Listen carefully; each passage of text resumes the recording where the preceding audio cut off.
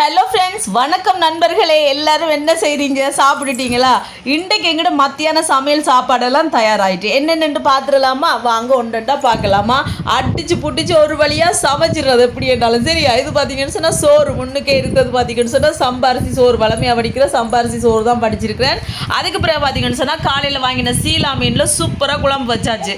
இன்றைக்கி சீலா மீனில் அரைச்சி குழம்பு வைக்கல, குழம்பு தூள் போட்டு தான் வச்சிருக்கிறேன். அங்கே பார்த்தீங்கன்னு சொன்னால் சின்ன வடை பால் சொதி இருக்குது.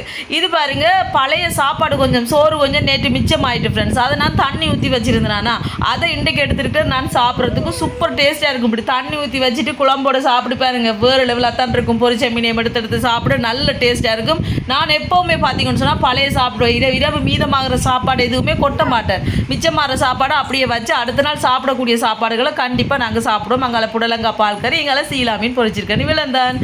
வீடியோ பிடிச்சிருந்தா மறக்காம சேனலை சப்ஸ்கிரைப் பண்ணுங்கள். பைட்டுட்டா.